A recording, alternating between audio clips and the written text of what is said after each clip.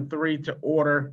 I'd like to, of course, thank each of you for your time, your dedication in this effort. And with that, because we are a couple of minutes behind because of my audio situation, I will go to Ms. Leslie Dismukes for, well, we need to get the approval of the minutes. So if we could have a motion to approve the minutes, give a moment to review that. I make a motion we approve the minutes as they've been submitted. So we have a motion by Representative Gallagher. Is there a second? Second. Second by Chief Davis. In discussion on the motion, all those in favor, hands or aye? Okay. All right. Motion carries. Minutes approved. We'll defer now to Ms. Leslie Cooley-Dismukes for a review of the last meeting. Thank you, Mayor Colvin. I'm going to share my screen with everyone. At the last meeting, as you know, we finalized our recommendations for recruitment and retention. I will put those in the template form for the full task force vote. There's a specific template that we need to have them in order for the full task force to consider, as you probably saw last time with a couple of the working groups. And once those are in the template, I will send those to each of you. I'd appreciate your feedback on that, given that the template calls for us to address what is the problem, what is our proposed solution, what is our ideal future state. And so as the members of this working group, I want to make sure that the words that I'm putting in to capture your thoughts are accurate. So I'll send those around to everyone once I get them in that form. Then currently we have 2 meetings set aside to finalize these recommendations. Wanted to touch base on whether we thought that was too much and should we send any recommendations to the full task force earlier. One thing, you know, I look at it, we could do it one of 2 ways. We could have our meetings that are scheduled to discuss each topic. Last time was recruitment retention. This is training. We have 2 meetings set aside for accountability and culture because it covers such a large topic area. And then we have 2 meetings on the back end that we can use for additional discussion if necessary or finalizing recommendations. But that would lead us to making our recommendations to the full task force towards the end of our tenure as opposed to along the way. And so wanted to check in with you about that schedule and about thoughts on that process and whether we wanted to do it that way or whether we wanted to sub one of those meetings in before accountability and culture, finalize our recommendations on recruitment and retention and training, and then move on to accountability and culture. Didn't know what the thoughts of the group were on that.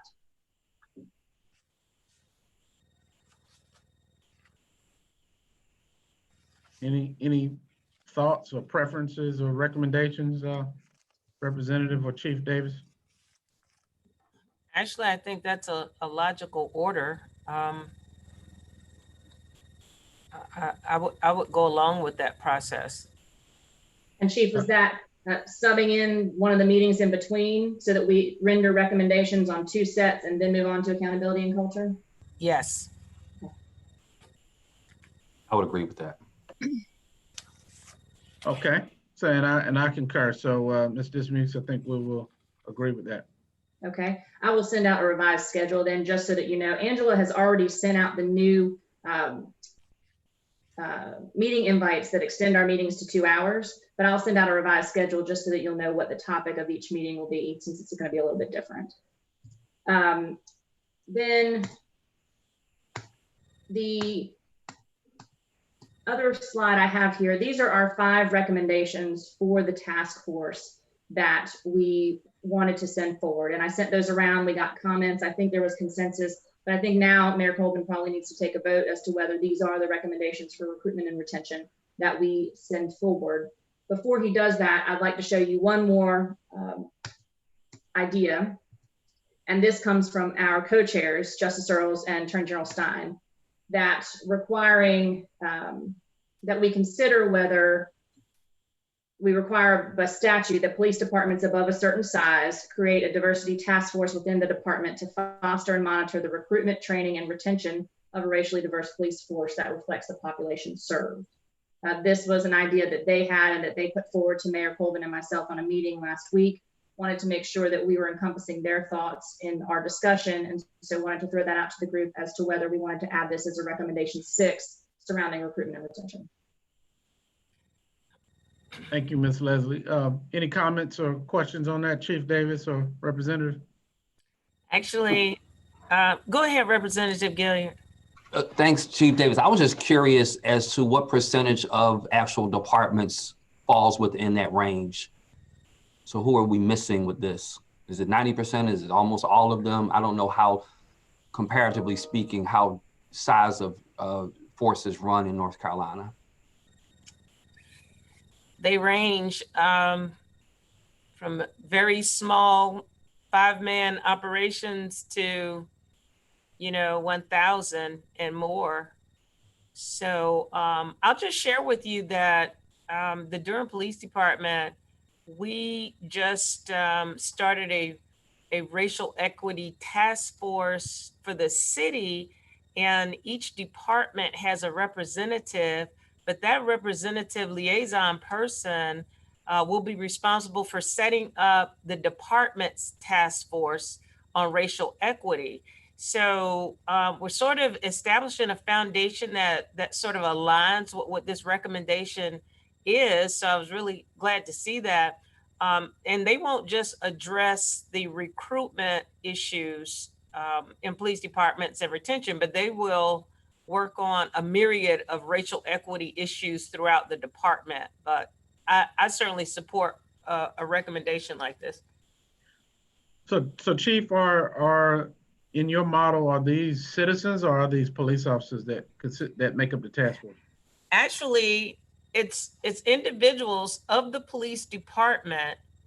It sort of emerges them into a culture and mindset of thinking racial equity in everything we do, as opposed to having individuals from the community sort of, because sometimes police departments, officers feel like, well, the community is forcing something on us. We're trying to bake this concept within the organization so that it becomes part of the operation and the culture of the operation, that in everything we do in selection processes and specialized units, in recruitment and retention, in promotions, we're constantly thinking of diversity and racial equity and having our employees a part of that, process. And Representative Gallagher, to your question, I don't have the exact numbers, but Director Allen tells me that approximately 30% of our police departments are 10 officers or less. We don't have percentages on 25 or more, but approximately 30% are 10 or less. That's helpful. Thank you. Chief Davis, can I just ask you a follow-up based upon what you're saying you're doing in Durham? Yes. Because based upon what I think I heard, then my thought would be that perhaps the statute, that the recommendation should be not that police departments above a certain size, but that municipalities form a diversity task force with a requirement that police departments have a representative on that force. Is that kind of what you're saying you're doing? Well, that's the model right now in the city. Of course, that's one of the city's objectives, to ensure that all departments, embrace diversity in everything we do, and racial equity. And having a person on the main task force sort of trickles down into the department for us to have sort of a sub task force within our department as well. And I think that will be the model throughout the city. Every department will have, individuals as a part of that task force to keep these conversations and initiatives going.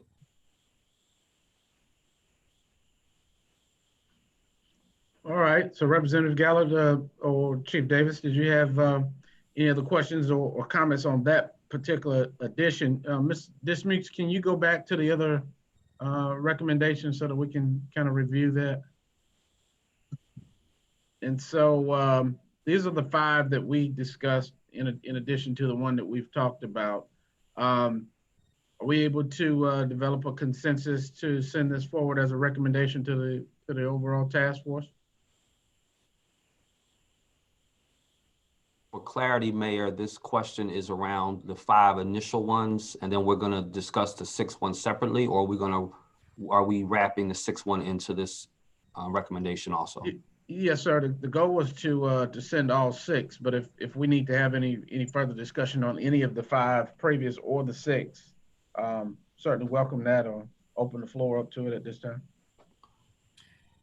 So for number 4, I was just curious, what would we be recommending also the how this will play out and at some point in time, or would we just have the commissions to kind of work it out?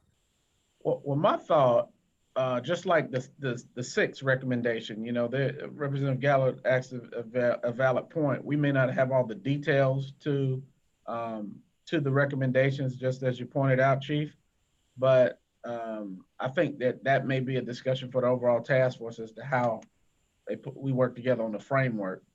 I think what that particular item is just saying that there needs to be consistency, but I see there are some specifics to it now as she puts that back. I see.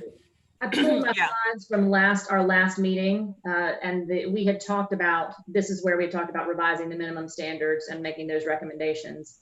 This could also be somewhere where we wanted to talk about recommending the psychological testing. It could come out under that part of the recommendation.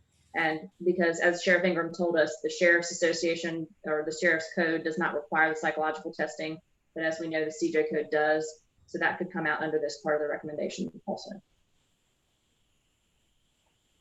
Great.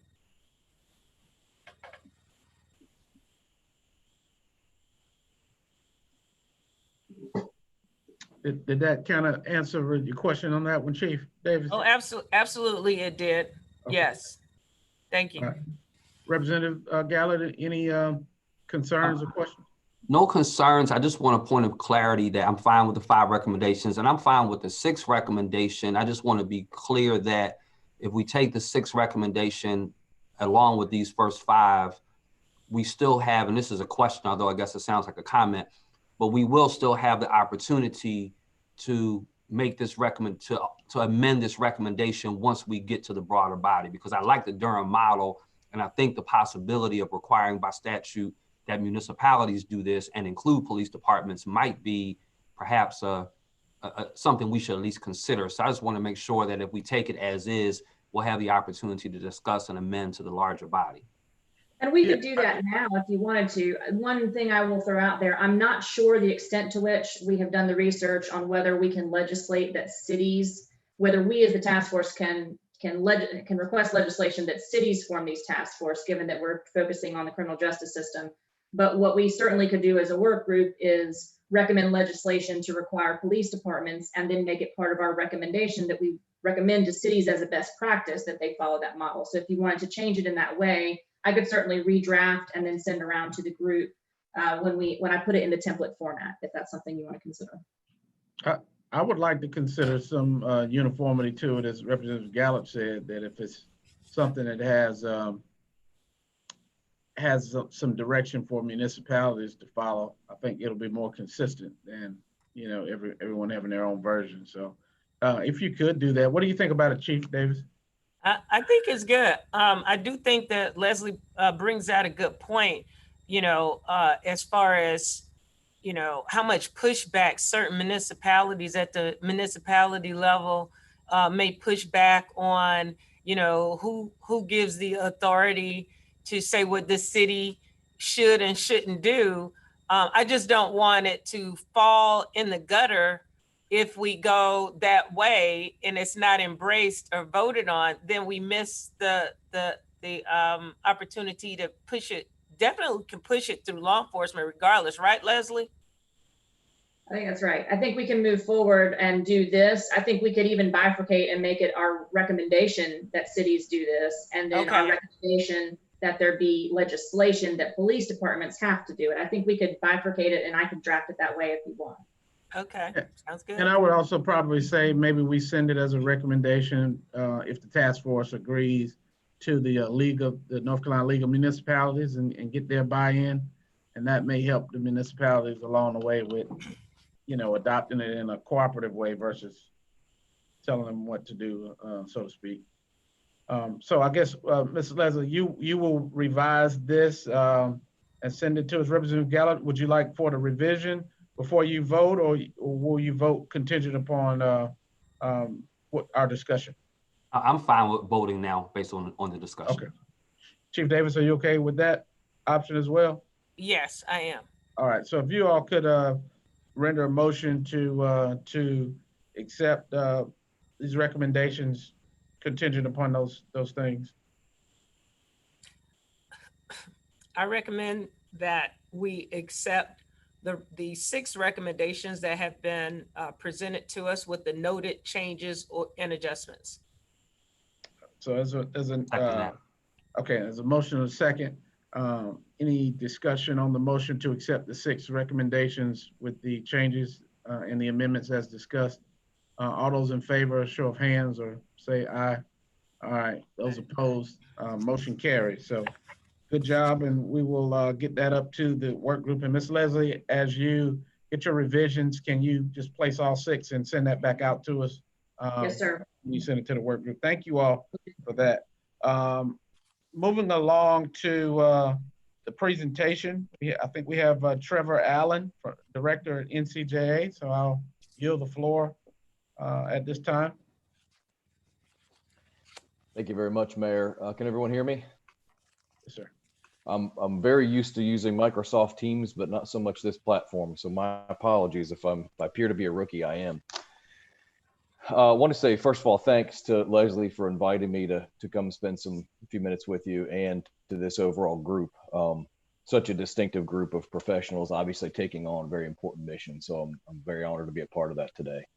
Wanted to just give a few minutes of an overview. Provided a 6-page document that I think was provided to everybody. Certainly don't want to get into every bullet point in those 6 pages, but give an overview of the training that we do with the North Carolina Justice Academy on different levels. So I'll try to hit that on 4 levels. First is our basic law enforcement training. Next would be the mandated in-service training that all officers are mandated to do throughout every year. Then some career development or advanced training that we offer at the Justice Academy.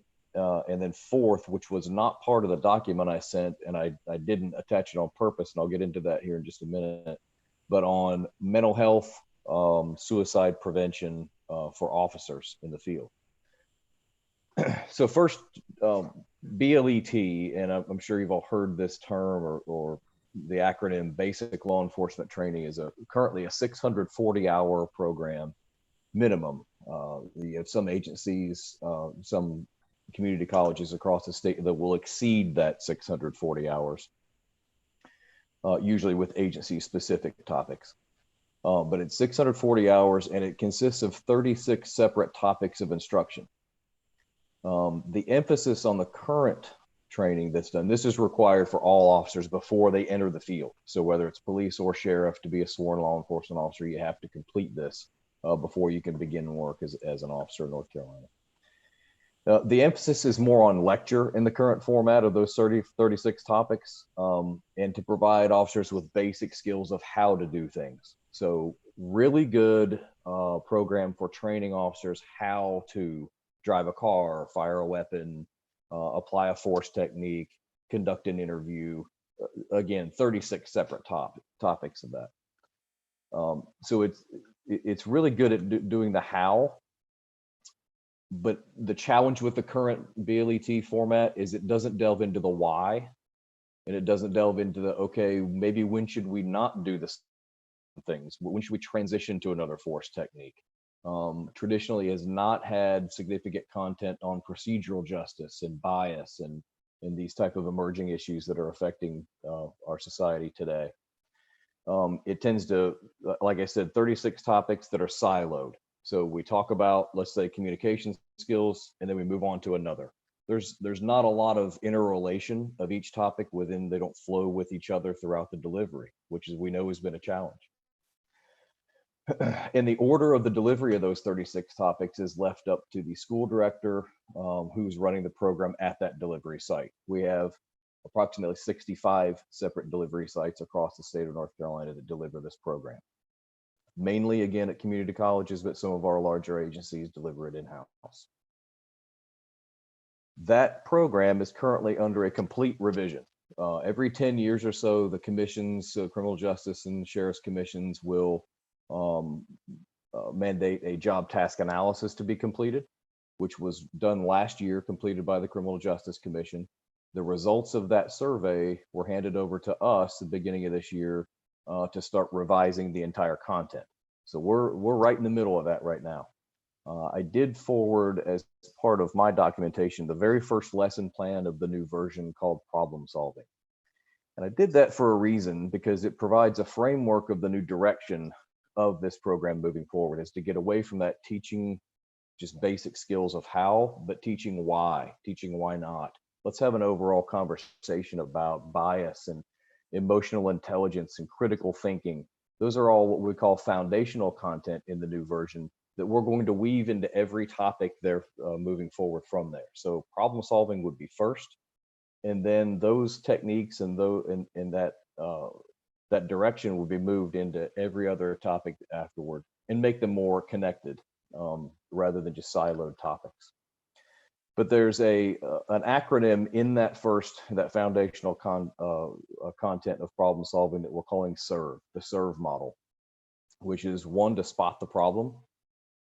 Is it acute or is it chronic? To address anything we come into contact with in law enforcement is as a problem that we can identify reasonable data-driven solutions to fix or to remedy. So first, spot the problem. Second, make ethical decisions and relate that to the code of ethics. So thinking about bias, our treatment of others, histories of policing and that type of thing, all goes into our decision making on how to fix problems in the field. The R is for researching the facts. What are the past solutions that people have tried? What strategies have they worked? If not, why not? The V is in the word develop, to develop a plan. Involve the community in that plan. What resources are available? What other stakeholders are available to help you fix that problem?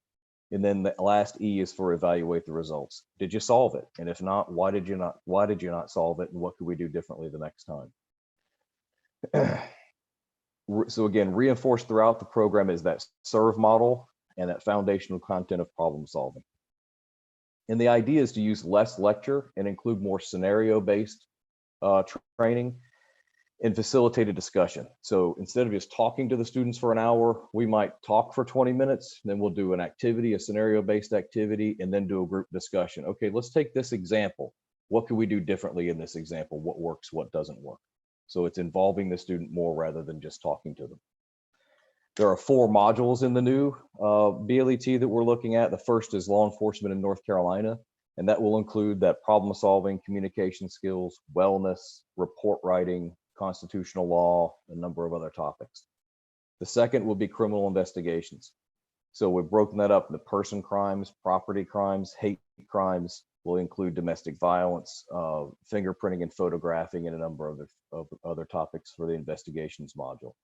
Third is traffic investigations. So everything involving traffic would be motor vehicle law, traffic stops, traffic crash investigation, hazardous materials.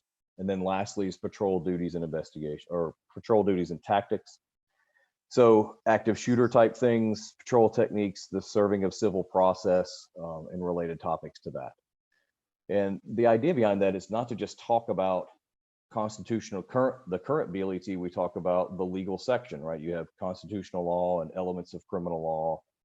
Well, we're not going to just teach those back to back and let the school director or recommend the school director teach those in a different order, deliver them in an order that makes sense. So as we're talking about the criminal investigations model, that's where we'll talk about criminal law and the elements of criminal law.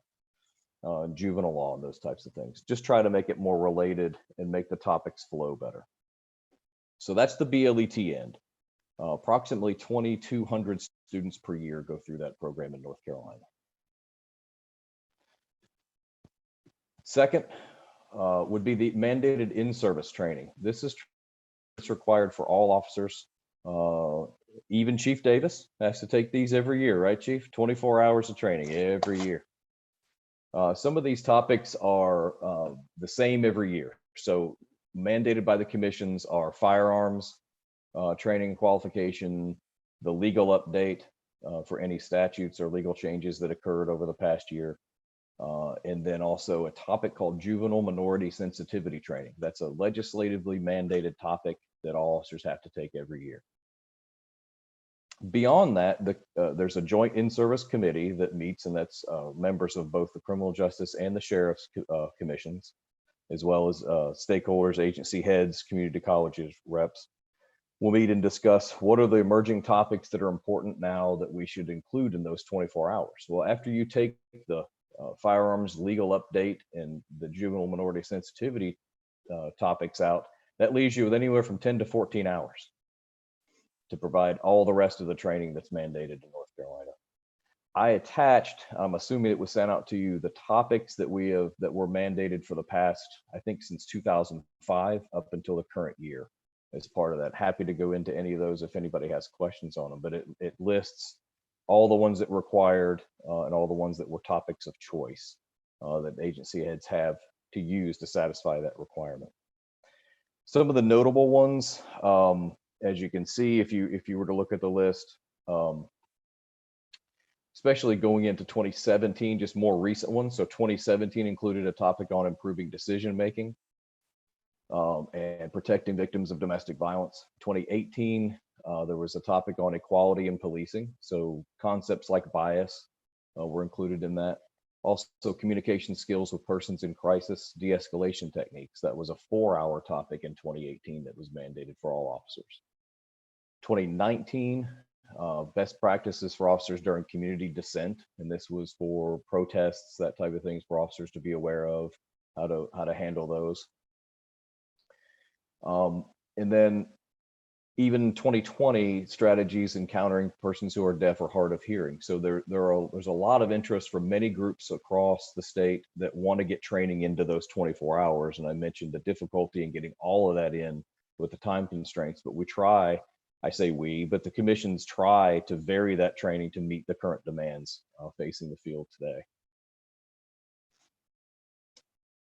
Beyond the in-service training, we have at the Justice Academy a variety of courses that we offer on a ton of different topics.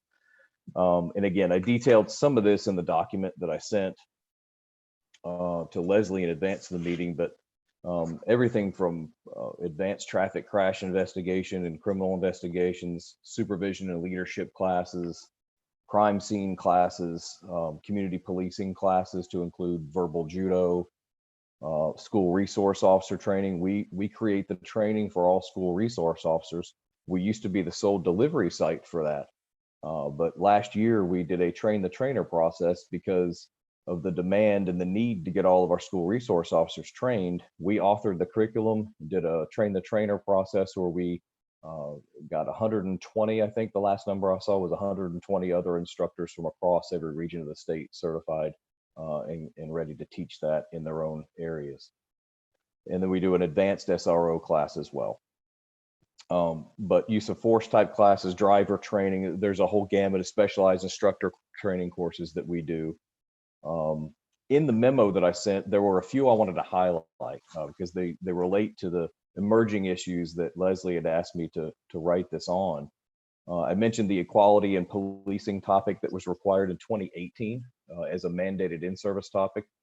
We received a request from a police department, I believe it was Sanford PD, that wanted to be able to use that, not just for mandated, they wanted to do that training again, to refresh it for any new officers who may not have had it, who weren't hired in 2018.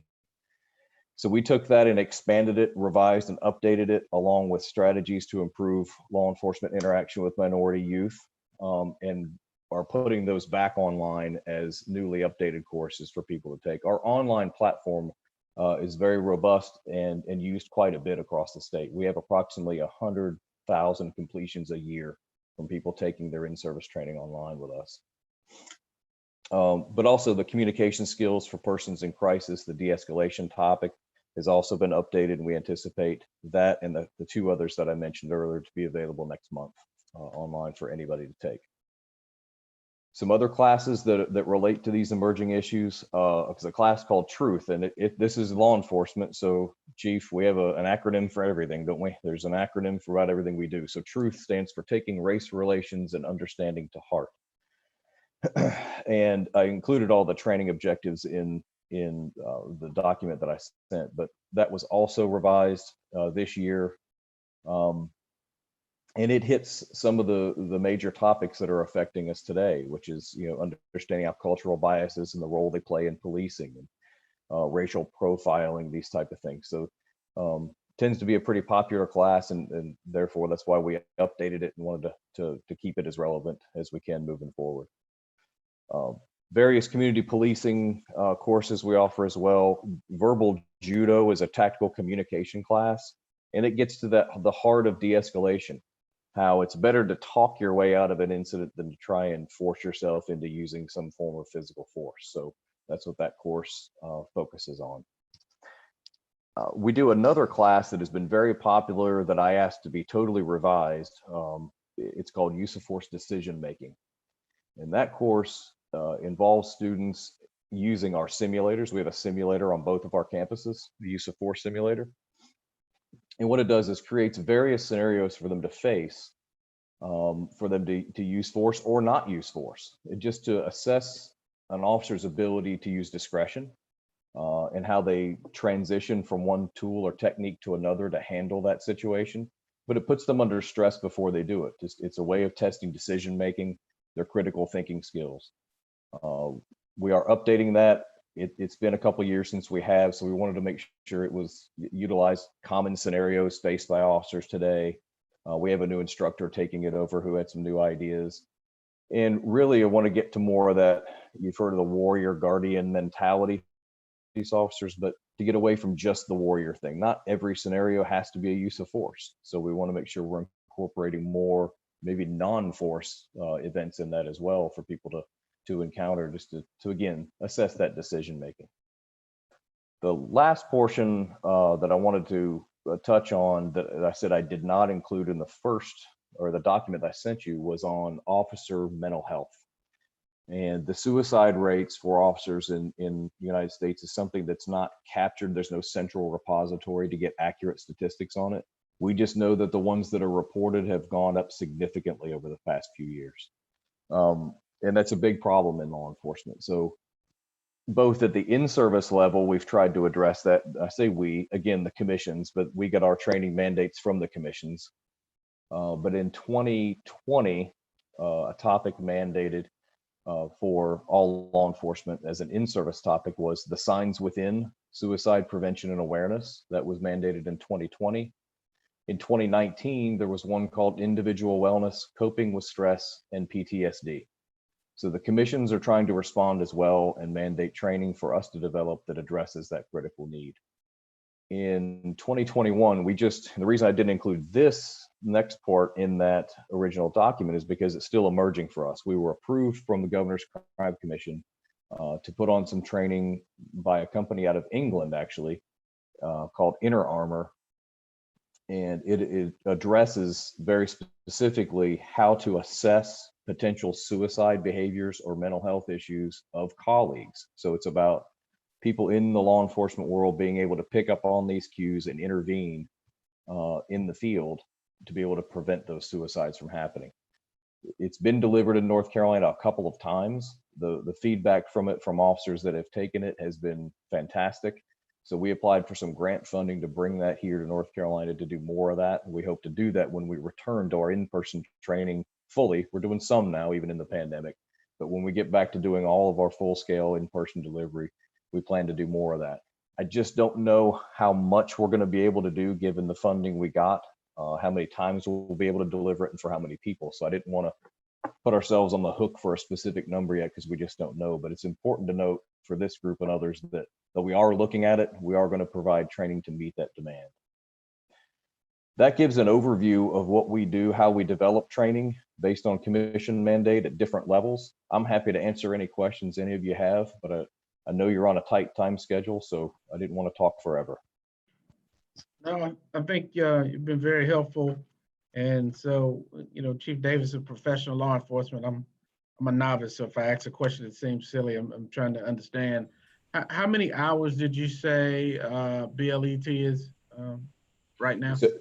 So great question, Mayor. It's a minimum of 640 hours. And I say a minimum, that's the commissions have mandated a minimum. You have some agencies like just say the Highway Patrol, for example, they'll do maybe, and I don't have the number now, I used to know it's probably more like 800 or 900 or more, but they're adding in agency specific things. They're obviously going to do a lot more training in driving and traffic enforcement and that type of thing. So agencies and schools can do more than that, but that's the minimum.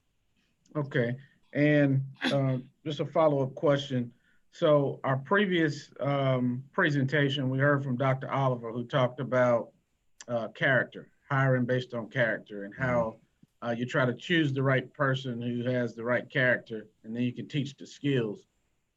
Anything in this process that helps us to identify the people who have the right character or personality type for the job? I didn't see anything about that. Yeah, so great question. I'm glad you asked it. So we did one course we offer is called background investigations.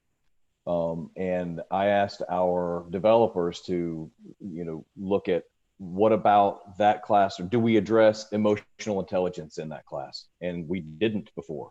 We just added a block to that class about how to assess for emotional intelligence, personality types, that sort of thing. Because that's, if I'm tracking you, and I agree that you're only as good as what you put into this, right? So if we're bringing people in who lack those skills, then that could be a problem from the start. So keep in mind that that's training that's not mandated for agencies, but it's available.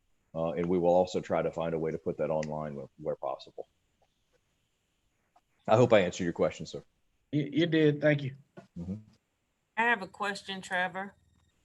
And I know this may not be your area as it relates to in-service training. The BLET window, or the basic law enforcement training window, is just, a small window compared to the police officer's career. And some of the training that I see my officers needing typically is after they've hit that 5-year point. They've gotten acclimated to a culture sometimes, and sometimes that culture can be negative or positive. But the ongoing training to me is just so important. And I know we have a pretty robust in-service training calendar and schedule, but most of that training was sort of online. But what you talk about as it relates to emotional intelligence, communication skills, and some of the failures that we see with our veteran officers sometimes, I would love for us to find a way to maybe get more of that, kind of in midstream of the officer's career, because some of our problems don't necessarily exist with new officers as much as it is the 15-year veteran that hadn't had some, some of that surgical kind of training in years. So any comments to that? Sure. And Chief, great question. Very intuitive question. And I'll try to stay in my lane, which is the training lane and not the regulation lane. That's a colleagues of mine that handle that. And I don't want to speak for them, but I will say that there are many things personally that I believe should be ongoing training and demonstration of skill that are not. I'll give you an example. So firearms is a skill, as you well know, has to be done every year. You have to demonstrate the ability to qualify that and have some training in the use of firearms and qualification every year. And it should be high liability area, very important to do it. But there are other things that aren't, that I think should be looked at. For instance, we make sure that police officers and sheriff's deputies have to perform physical abilities once, and that's before they ever get into the field. So when you graduate from BLET and get into your agency, never again does the state mandate that you have to demonstrate physical abilities to be able to handle yourself in the field. Right. Another one until this year was what we call SCAT, which is, again, another acronym, so I apologize, which is subject control and arrest techniques, or use of force tactics. You have to do that again at the BLET stage, but it's not state mandated afterwards. Until this year, it became a topic of choice in the mandated in-service program. So it's not required, but it's there as a topic if agencies want to use that to satisfy some of those hours. And it's a refresher course about some of those things. So you're right. What we do today, I don't know about you, most of you, but for me, I can't remember what I did 5 days ago, much less what I did maybe 15 years ago. So it's difficult to do this, especially with such a critical skill set. So a mandate of that, and we're currently, one of our instructors who's a subject matter expert in force is finalizing an article that we're going to submit to the Chiefs Association for publishing on this topic of doing reinforced, consistent training throughout a career is the only way to master a skill and to be able to use that consistently throughout. So for the Justice Academy, though, back to us is we take our mandates from the commissions.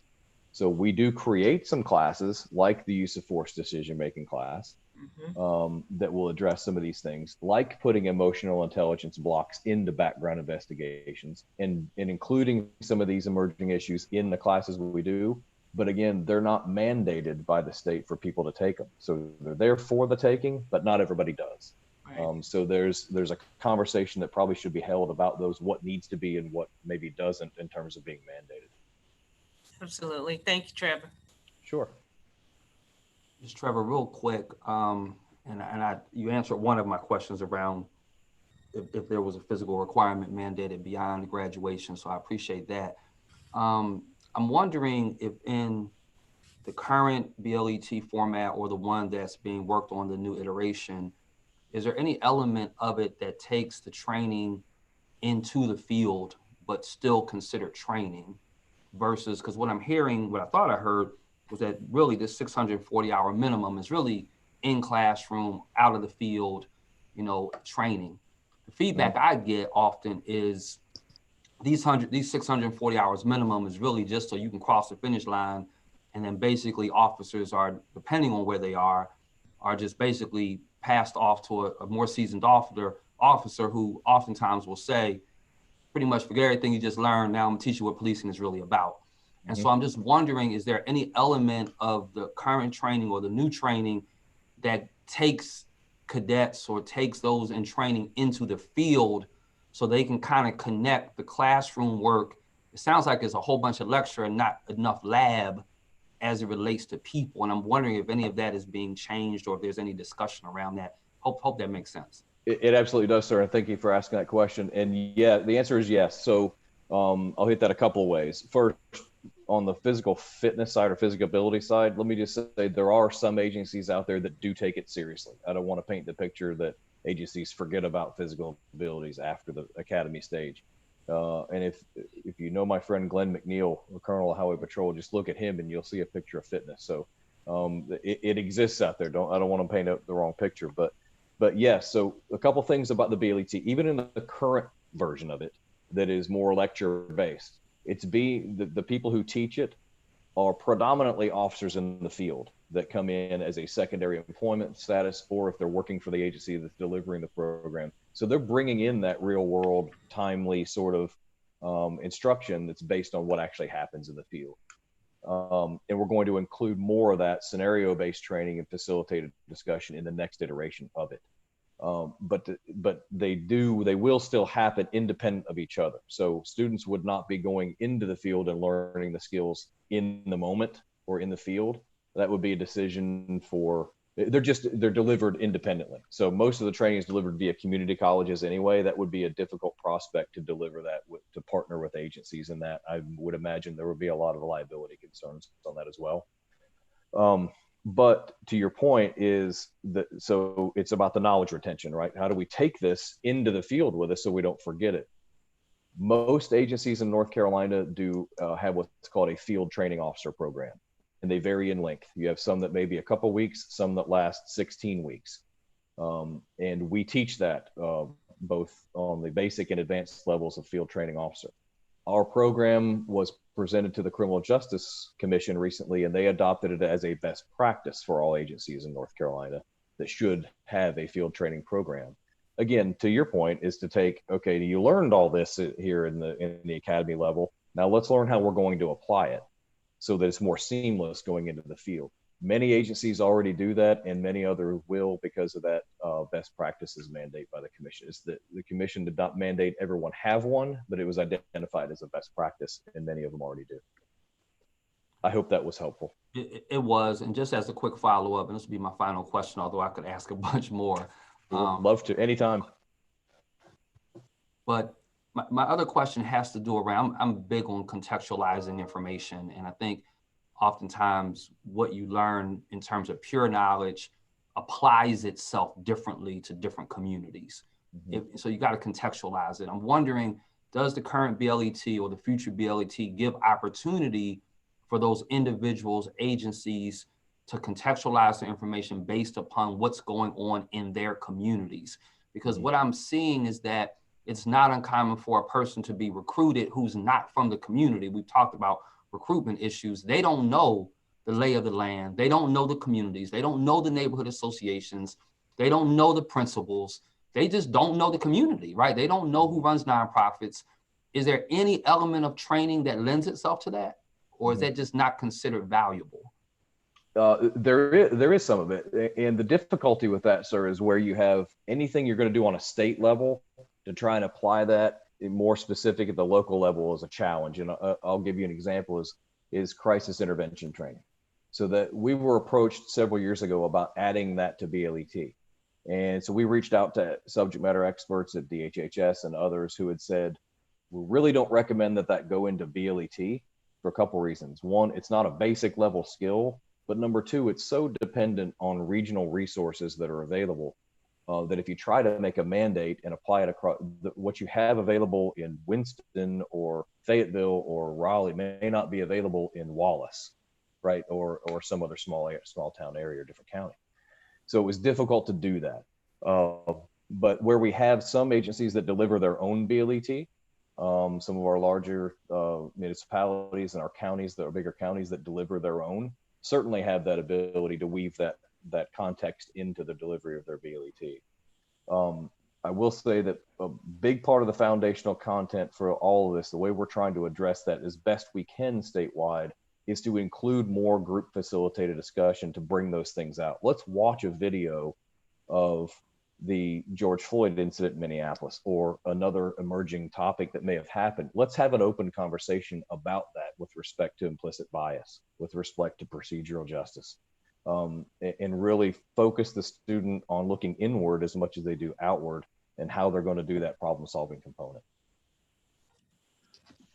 So I'm sorry, go ahead, Chief Davis. I was just going to make a quick comment. I may have mentioned it in one of our other sessions. I don't know, I've been talking so much about training to so many people, but one aspect of our training that we changed within the police department was in the first week of the recruits training that they have a history class about our city, about the rich history of the city, the plight of the city, the economics, the tobacco industry, certain neighborhoods that have had issues with law enforcement and why, just some very, rich, conversation about how to connect with certain neighborhoods, immigration in our city, how sensitive an issue that is, why ICE, just the subject of ICE brings about, fear in our community. So this is something that we did as a police department that has been very effective. And it's not taught by a law enforcement person. It's actually taught by, a retired council member who is also a historian, and it's very effective about sharing those stories. But I think based on what you're saying, Representative Gill, I think it's really important that agencies don't just get the fundamentals of how to be a police officer. They get the other stuff that creates problems and disconnect between police and the communities that we serve. And of course, Trevor, that's not your lane or anything, but at this point, as we start talking about what our problems and our issues are, a lot of it is that disconnect. And people who don't live here, moving here, putting on a uniform and not understanding the sensitivities in certain vulnerable communities. That's good point, Chief. What do you think about this, guys? Instead of us separating Trevor's presentation and the discussion, because we're rolling right into the discussion, why don't we continue this because it's helpful having Trevor here to bounce some of these recommendations off. And I think that may be more fruitful in giving us something that we can extract out of there as a recommendation or some areas to focus on. So I just want to keep this part going versus separating it and removing Trevor out of the scenario is real helpful for me to be able to ask questions of him about the current process before we can make improvements to it. So I'm okay with that. If you all are, that we'll just continue the discussion because I do have more questions for you, Trevor. So can't get off the hook yet. Happy to hang out. And this may be Chief Davis from a professional standpoint. What percentage would you say of law enforcement calls are mental health related? That's a tricky answer. I will say that the percentage has increased, over the years because of the lack of other sort of social services and response entities. A lot has sort of landed in the lap, of police departments. For the city of Durham, I can say that our officers probably respond to at least 8 to 10 calls a week, which is really a lot when you think in terms of, law enforcement. And a lot of it has to do with police, homelessness, individuals that have family members that have called the police because of they're going through some kind of crisis and they don't have their medication or whatever, and they just can't handle the situation. They call the police, and the state law requires police entities to do transports on involuntary commitment. So it really forces us to be in that space because of the current legislation and whatnot, and we can't get around it. So we have had to actually dedicate staff, our crisis intervention team, to be those individuals that actually transport people when we get called like that. And it happens quite often. So just so I can put it in context, if you have 8 to 10 calls that are mental health, but how about the calls that you get a call about a guy with suspicious behavior or standing in the middle of the street or harassing someone? When your officers get on the scene, it is mental health related. And the reason I asked that, Trevor, how much of the training currently in BLET helps folks understand how to deal with mental health encounters? And to make sure I unmuted there again, rookie on this platform. So there is a block of instruction in BLET titled just that, individuals with mental illness and developmental disabilities. And this used to be an 8-hour topic of instruction. So about the time I mentioned earlier that we were approached about adding crisis intervention training to that block was when we got that feedback about not doing it for those reasons. Our developers tripled the content on it to 24 hours to include at least some basic principles of how to respond to that. When encountering individuals with developmental disabilities or mental health, de-escalation concepts, that type of thing. So went from, I think, 3 to 6 training objectives on it and went from 8 to 24 hours of content. So we do provide some training on that at the basic level. I mentioned earlier how we've done some de-escalation training at the in-service level as well. But again, that in-service is going to be 2 to 4 hour blocks of instruction typically. It's not going to be a deep dive into these topics with tons of scenarios.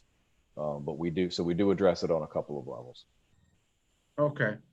All right. Well, did you all have a follow-up question on that, Representative Geller? I saw you. Okay. We do need to pivot for just a moment to Ms. Dismukes and allow her to give us an overview of the pre-work that was shared with us. I know we received a lot of that. So Ms. Dismukes, you want to kind of give us a little insight on that? Thank you, Mayor. This is just going back over the pre-work that we received, and Director Allen didn't get the benefit of that pre-work. So hopefully he'll have thoughts and comments also after seeing what the other individuals have said. We reached out to several different groups to help give us some ideas about training in addition to the Justice Academy, what we currently do. The first was Professor Maki Haberfeld, and she is at John Jay in New York and has been in this, you received her bio in your packet, but has been in this field for a long time. She was in the Israeli Defense Forces and also has background in policing, has worked all over the country with different departments to help come up with ideas for best practices in their training.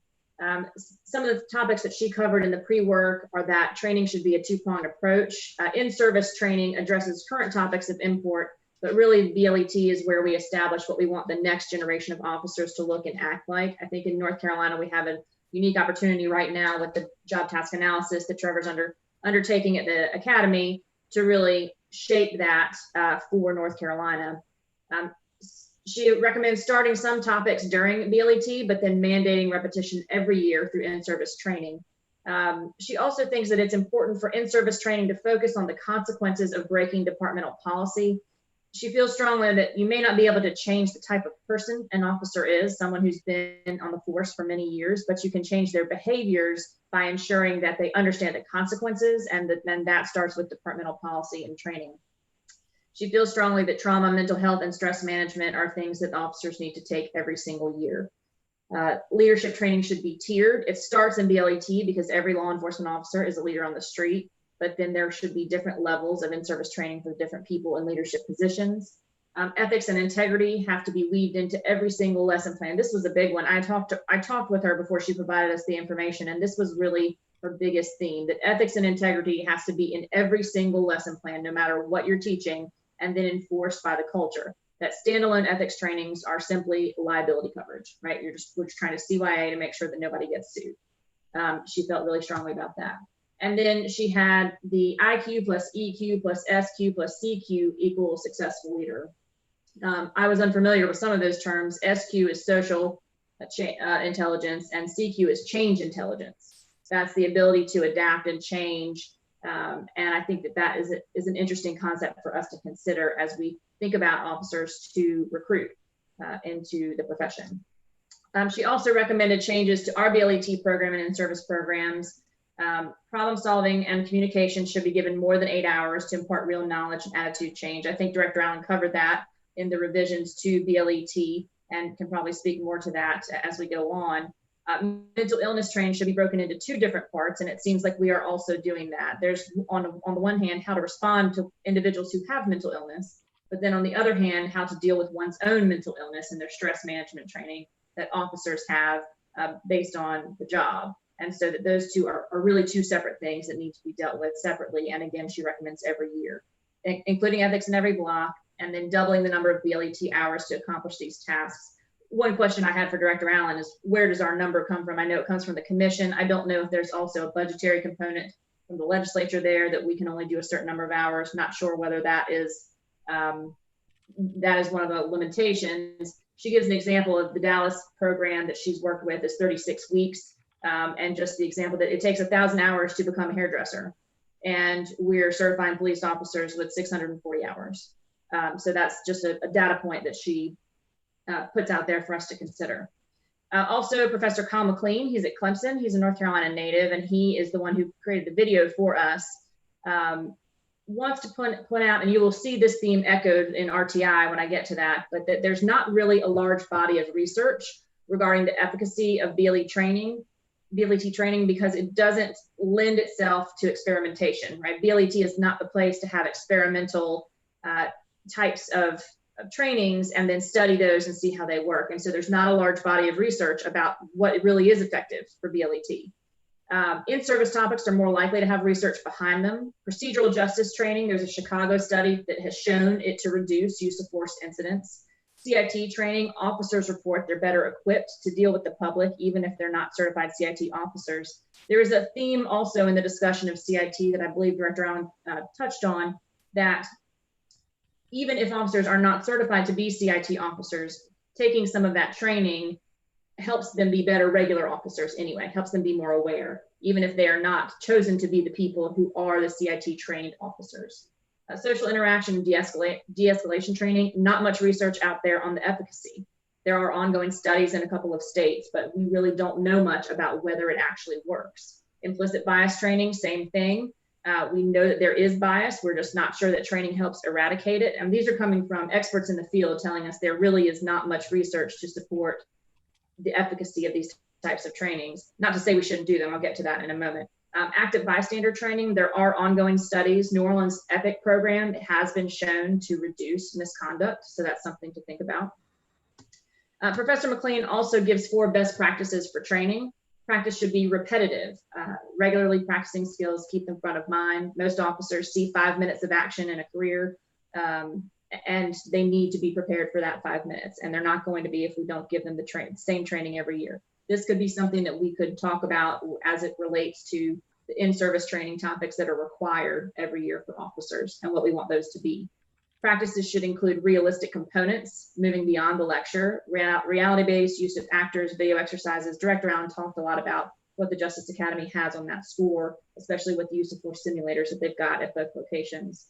Using body cam during training. Now this we would have to examine privacy and personnel laws, but he feels that this is the best way to critique performance. If you're using actual footage of what went wrong, then it's kind of like a medical post-mortem or something like that, where you are really looking at it the next day to critique and train on what to do. And then training must be linked to policy. You can do the training and that's fine. And all of our experts say that. But if you don't have policies at the police departments to back them up and then do training on the consequences of violating that policy, you are not, like, for example, de-escalation and duty to report, you're not going to get any outcomes there. Because if you just do the one-off training in a location that is not tied to your actual job, you're not going to have those results. And I think that's a theme that all of our presenters have spoken on. We also consulted with RTI International. They believe that they, again, reiterate that there is a lack of common curriculum and definition as to some of the trainings that we have heard from public feedback that they want us to look into doing. And there's just not a lot of research right now on what that training should look like and how we are going to measure outcomes from that kind of training and whether they're successful.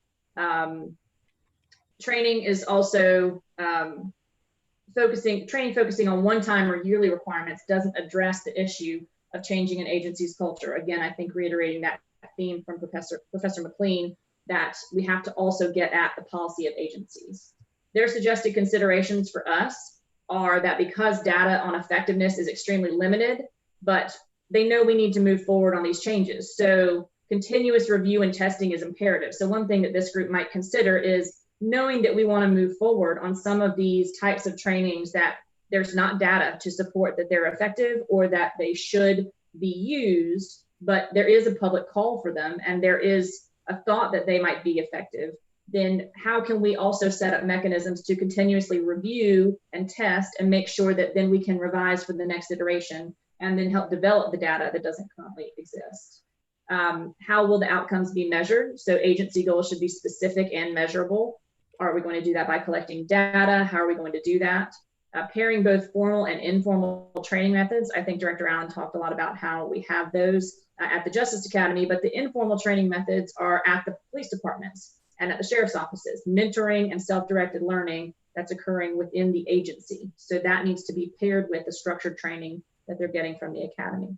And then of course, delivery is critical. A one-time, one-size-fits-all doesn't lead to lasting cultural change. We need to have people doing the trainings who are the people that can actually get through to, we need to have the right people doing the trainings is what the experts are telling us. So some discussion points out of these expert pre-work that we have received. There's a lack of research about the topics for training that have been requested by the public and suggested by current events. So should we consider implementing anyway and then ensuring yearly review to monitor effectiveness? Do we need to employ some help doing that? Are there organizations like RTI out there that can help us monitor and adapt and change to make sure that we're getting our desired outcomes? Do we need funding for the Justice Academy staff to focus specifically on any of these development on any of these policy areas? And that's something I think that Trevor can speak to. Is diversity important in who is developing the training? And again, I think that's something that Trevor can speak to at the Academy. Do we want to consider recommending expansion of certain topic areas for training for BLET and in-service training? More hours for BLET, more certain types of training, more pervasive throughout the modules, like if we wanted ethics incorporated, or if we wanted to take the statute that has the mandatory in-service training requirements now and add to that. Do we want to request legislative change to add to that statute? What should be mandatory every single year? Should we have ethics in every block? Should we use body cam training? How do we ensure that culture of agencies follow up on this training? How will we measure outcomes and who will help us? I will go back to that last slide. So those are some thoughts based on our pre-work. And now I will stop talking so that you all can discuss. Okay, well, that was, of course, this was a lot of pre-work to receive, and I know that we've heard a lot. I wanted to kind of continue I think we were on the right path with being able to ask practical questions, taking in consideration all the pre-work and all of that, but just having a practical discussion about what type of real life changes or recommendations we think would be helpful. I think Representative Gallup hit something real critical to me, that if most of the 640 hours is lecture and classroom and book work, how much could we mandate some period of time that there was actually, and I know we may have some of this, but to give an opportunity to be on the ground, in the field, in the community, to encounter and to watch how this is encountered. Because to his point, after the certification is complete, the way I understand it, they're paired with an experienced officer. If that experienced officer has an old cultural mindset, how much influence does that have on the new recruit and the new candidate? And does that continue to perpetuate that culture that we're trying to change? And so I wanted to talk a little bit about that. Maybe Chief could hit it, or you, Trevor, about how much of that 640 hours is actually in the field, on the ground, in the community work. And is that something that could be adjusted? I think, and I guess coming from Trevor can probably talk more about the actual curriculum. I can tell you a little bit about, as a department head, what I've sort of built into our training to ensure our officers, get that community engagement, that experience in the community beyond the classroom setting. And some of it has to do with some of their projects they're required to do, community related projects that have to be done, before they graduate. The other thing is the crisis intervention training. We sort of built that into at the tail end of their recruit training, their BLET requirements. We have built in a block of crisis intervention training so that officers are certified in crisis intervention, before they go out on the street eventually, hoping that the entire police department is, trained in that as, we continue to roll classes out. I would say we have about 65% of our sworn staff that are crisis intervention trained right now. But Trevor, you might be able to touch a little bit more on the total BLET hours. So thank you, Chief. The number of hours I'd have to count up, but there is in the current version of BLET, the 640-hour version, there is a section in that, or a unit called practical skills, and that's where you're going to have your driving, the firearms, the physical fitness, the subject control, that type of thing. There are a few other blocks in there that do have practical skills in them, things like patrol techniques. We'll talk about robbery responses and domestic violence responses, and they'll have actual simulated calls for service that they have to go through during that block of instruction. Traffic stops would be another. But it's not a majority of the content that involves that. And that's what we're trying to involve in the new version. And it's currently being developed. So I wish I had a final version. I'd be happy to share with you. I'm happy to share with you any of the draft lesson plans we have done so far. But each one of them will have a component of nearly every hour of instruction will not just be talking to you. It will be, we've talked, now let's do a scenario or a facilitated group discussion to reinforce the skill set we just told you about. So the emphasis will be about doing more rather than talking more. That will answer one of Leslie's questions earlier, was about the number of hours. So 640 will most likely translate to probably 700. I would say closer to 700 in the new version when it's done. Again, that's an estimate because we have only a small amount of those draft lesson plans completed so far, but trying to project it out, it looks like it's going to be about 700. Also, some of the other points you had on here, I think related to this conversation, de-escalation, Leslie mentioned, I forget which professor it was discussing research on that. Does it work? Does it not?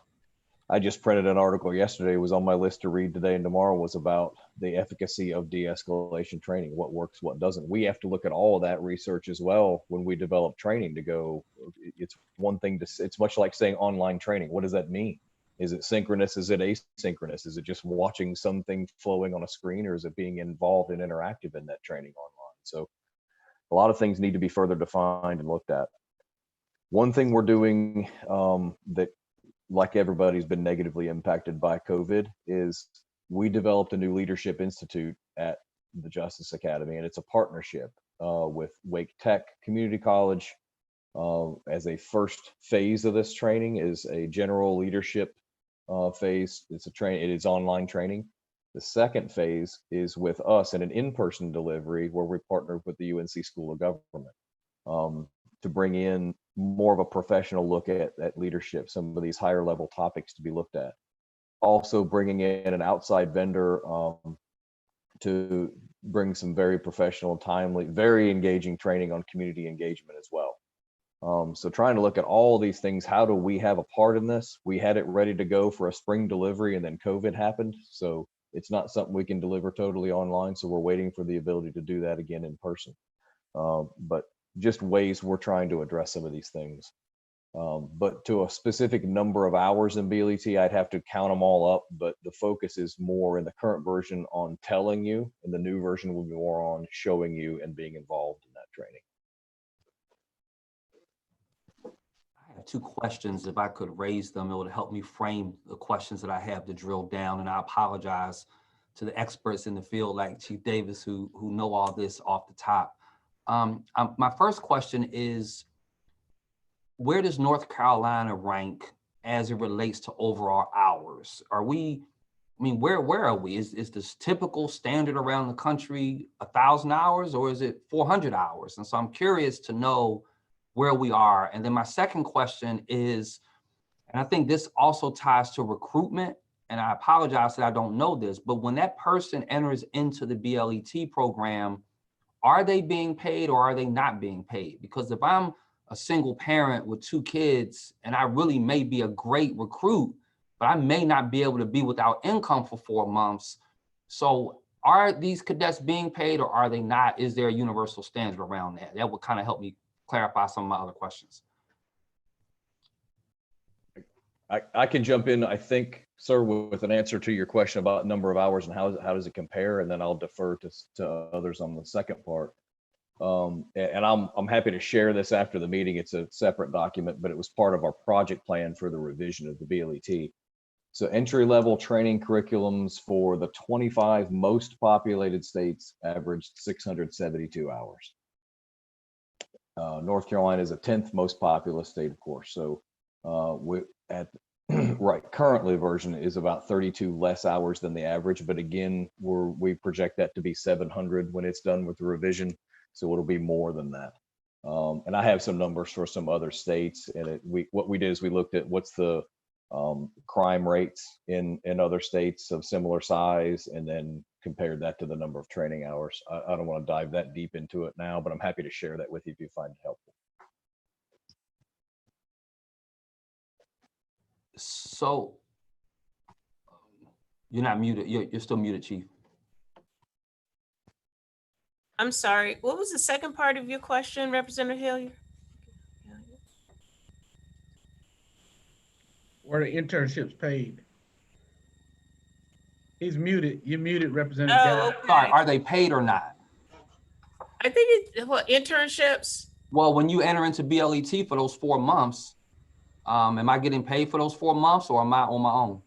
I think it varies. You know, some police recruits, they pay for their own BLET.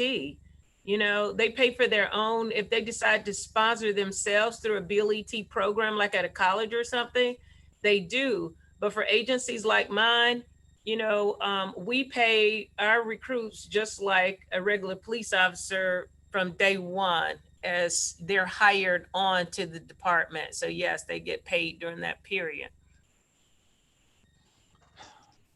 The majority of students, in my experience, and I know when I went through the program here in 1992, I'm really dating myself now, but what I had a job during the day and then went to BLET at night, and majority of students complete it through the community college system. And I would say the majority are not hired by an agency at that level. One thing I'll add, Representative Galliard, based on my conversation with Professor Haberfeld, is that some of the agencies who are able to provide many more hours of BLET or training, that was done in a large agency that does its own academy and has a separate source of funding necessarily. We don't have a lot of those agencies of that size in North Carolina that have the resources of Dallas. So I think that looking at best practices, she feels like it's a best practice, acknowledging that there are lots of large agencies that are separate and apart and have their own academies.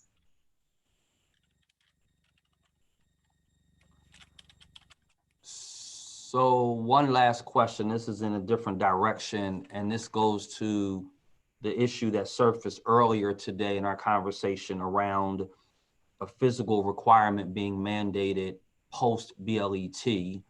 I'm wondering if there is data or research that links use of force to the physical health of the officer, because it would seem to me just logically that my emotional and physical health impacts my decision-making.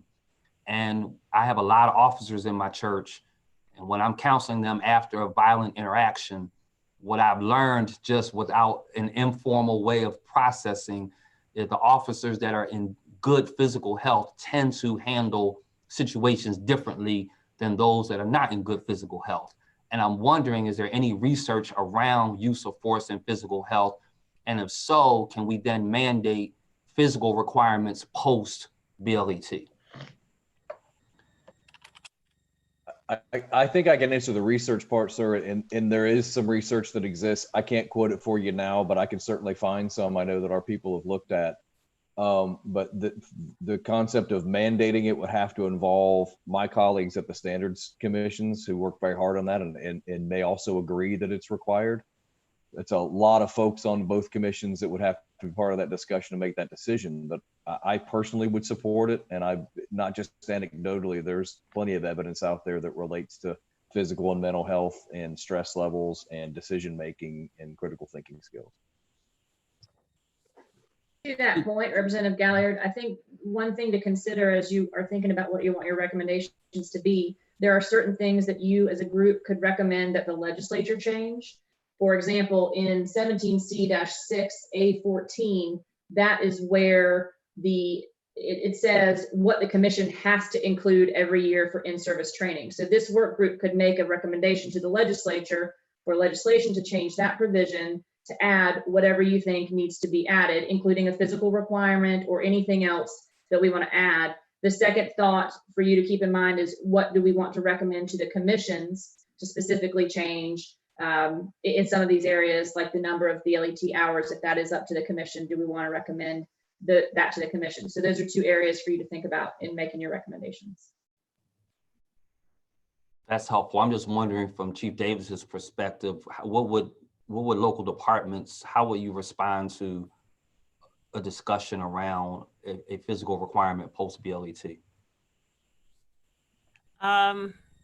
I think it's a discussion that will have to take under consideration how do you phase that in, so to speak, because I can tell you now, there'll be many officers who would not meet that requirement. How do you grandfather people in? How do you set up programs that help them to get where they need to be as it relates to that requirement? Some agencies around the country, some have had physical requirements, and it's because they've been in place for so long, it just became a part of, the expectation, kind of like in the military, But for agencies who haven't had it in place, we've given folks a whole lot of time to be out of shape. I think that even if it's not a physical requirement, I think the incentives that are provided to employees are important, such as gym memberships. opportunities like here in Durham, we have opportunities for our officers to work out 45 to 50 minutes a day, and they take advantage of that. I think incentives or anything that can be offered to encourage a healthier environment would possibly work. I think it'd be a heavy lift to try to turn on the switch. Everybody's got to be, height and weight ratio has to be within a certain threshold. So to that point, is there, I understand the physical and mental well-being of the officer being important. Is there a direct correlation between that and the use of force or the response that officers have? Was that where you were going with that, Representative?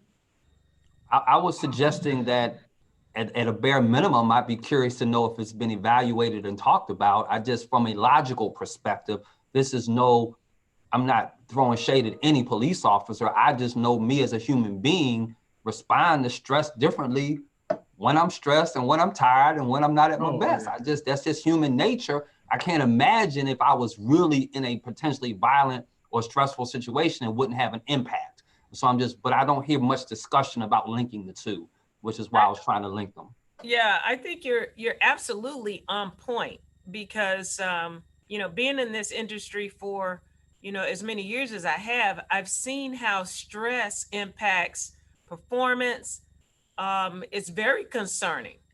How hours of working overtime and dealing with all of the other issues in personal life, work life.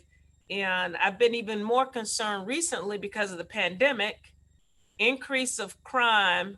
And, it's almost like dealing with, a powder keg. At some point, with the climate of things, you're absolutely right. Judgment will fail. Decision making will be skewed. So I think there's a correlation. We are working on a peer support program. That's one program that I think does work for police because police are very much interwoven in their culture, and they won't go get help when they need help, but they will talk to a colleague about a problem if you have a system set up for that. So I think peer support is important. I don't know how many agencies, in North Carolina have peer support programs, but I've seen how they could be very effective. So did that catch your question there, Representative Gallant? Okay.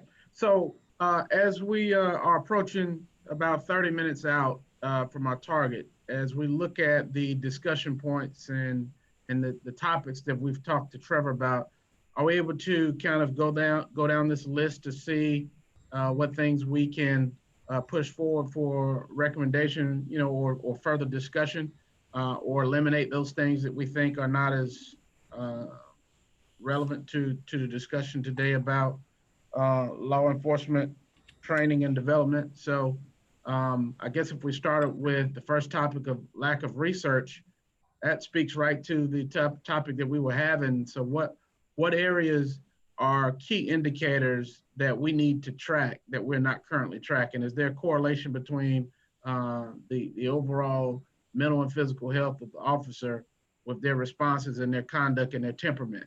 I think that's a great topic. Are there any others that we can think about that may be something worth tracking? And as it relates to demographics, I have a question for law enforcement. So when Dr. Oliver presented, he said, I guess not perfect, but one of the most professional law enforcement agencies that we have is the FBI, to look at as a model in the US. And they don't have as many instances of as, state and local police. And then I guess the next level, as he gave the example, may have been the state level and then the local officers. Is there a correlation between, or what percentage of your officers, Chief, maybe on a local level, are are bachelor degree holders versus 2-year degree holders or no degree? Is there any correlation between the education that the FBI requires and the product and the caliber person that they get, or that same on the state level? What are the requirements educationally? Because I don't know. You know, and I may have to differ in opinion to some degree. Some of the best officers that I've seen in my career, some of them didn't have bachelor's degrees.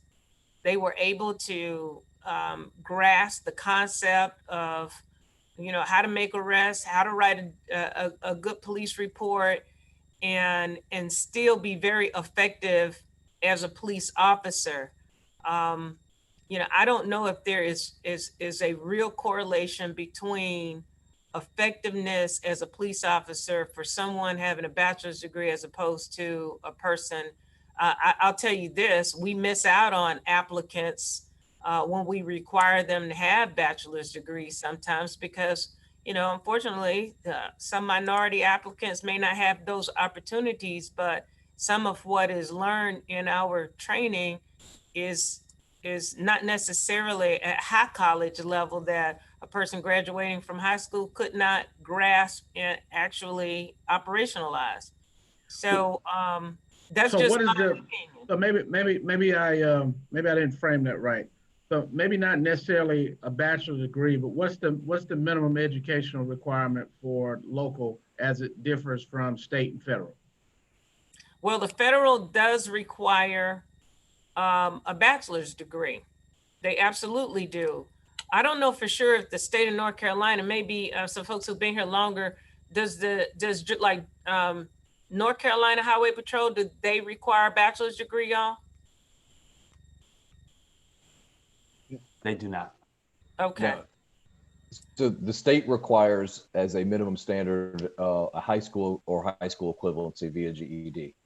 Now, agencies may exceed that minimum, you know, across the board, and many do. Some require an associate's degree or bachelor's degree, but it's the state requirement through the commissions is a high school equivalency. And, you know, I wouldn't, I'm not saying that, you know, Dr.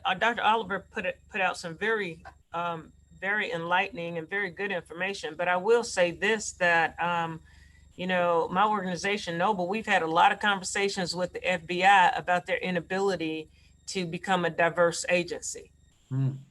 And they struggle with it, and they'll be the first ones to admit that they have had not very good success in recent years. And they have implemented recently, I would say in the last 2 years, some very robust efforts to become more diverse, you know, in their agency. And they admit that it has a lot to do with some of the requirements to become an FBI agent, you know, some of the restrictive requirements, you know, education, drug use, and things like that. Okay, thank you. I just didn't know if the answer to that. Mayor Colvin, I try really hard not to get in the middle of your work group meeting, but I do have one question, if I may, if you would permit me. Yes, ma'am. Co-chair, yes, Thank ma'am. you. I just want to ask Director Allen, and I really appreciated your presentation. I learned a lot from that, and I have the sense that you are, you know, continually trying to make improvements, and that you're trying to be evidence-based. And I may be putting you on the spot here, but I would just like to know from your perspective, is there a recommendation that that this task force could make that would be of assistance to you in what you're trying to do? Thank you for the question, ma'am, and I don't mind being put on the spot. I saw one thing as a discussion point, which was the funding for staff at the Justice Academy to focus specifically on developing some of the softer skills. Selfishly, but reality, I like hearing that kind of suggestions, simply because we don't have the ability to train every officer in the state in everything all the time. We don't. I wish we did, but that's a big challenge for us, which is a big reason why we don't deliver basic law enforcement training at the academy anymore. Haven't done it for decades. That's why it's done at so many places across the state. But following up on some of this research, I think is very important to see those connections, the correlations that were discussed about use of force and education level, or decision making and stress levels and wellness levels, because I think those could come to very tangible recommendations that could be made either to commissions or the legislature in pursuit of better and more effective training.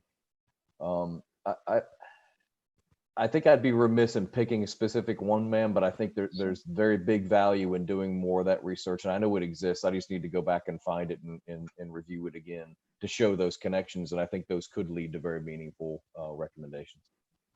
Thank you. Thank you, Mayor. Yeah, yes, ma'am. So obviously, more research and correlations, I guess, topics to be determined. Funding for the Justice Academy, I think I certainly agree with his recommendation about that. How about recommend expansion of certain topics in the training? I know we hit that quite extensively as to whether we need more mental health, whether that's becoming a topic of discussion. I've looked over the training topics from 2005 to 2020, and it's evolving as we face different circumstances. So any input as to without specifics, do you agree, or is there consensus that we need to expand recommend expansion of certain topics? And I guess we could drill down in that a little further and find out specifically what those topics are. But this would carry over, I guess, to our next meeting for further discussion if you chose to.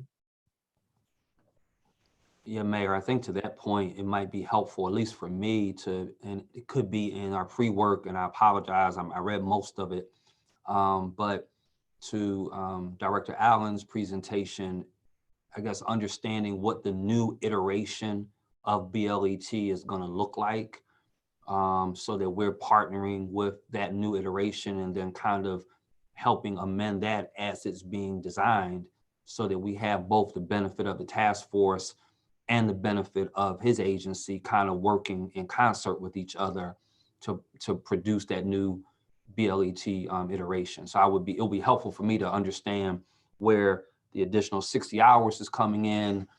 I think he said he thinks it might be right around 700 hours. Is that shaving off some hours in certain areas and then adding new topics and new modules? And so that would be helpful. And I think that would help me maybe craft a further recommendation. Okay, well, I certainly agree with that. What do you think, Chief Davis? Any input on that, or Director Allen? What do you think about being able to share that? And that could be maybe a starting point for us with that particular topic. Make sure I'm unmuted. Yep. So happy to share all of that. Like I said, all the draft lesson plans, and look forward to any feedback this group wants to provide. We're taking everybody's feedback. We send the drafts out to probably half a dozen different groups of industry stakeholders to take a look at and give feedback on.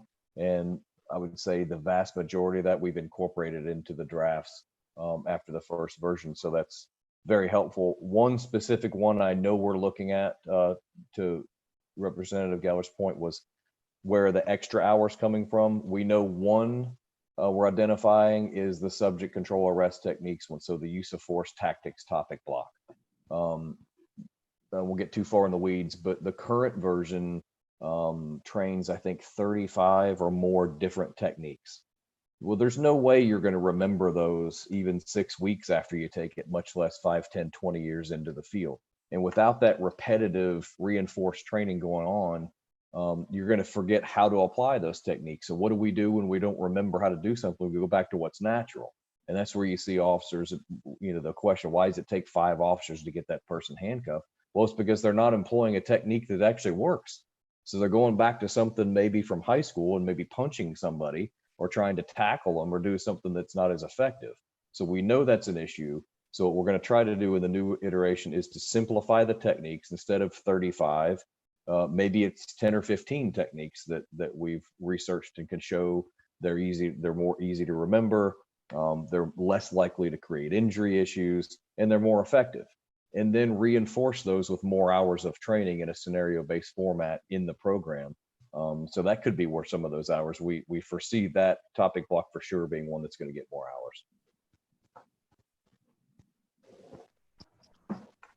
I would just add in terms of Mayor, if I could, since you're raising the issue of recommendations, Leslie raised something that I would like to pursue, and that is how we amend current legislation around what is included with what we require on an annual basis, a regular basis. I think the research is going to show us that there's a link between use of force and emotional and physical health. I just do.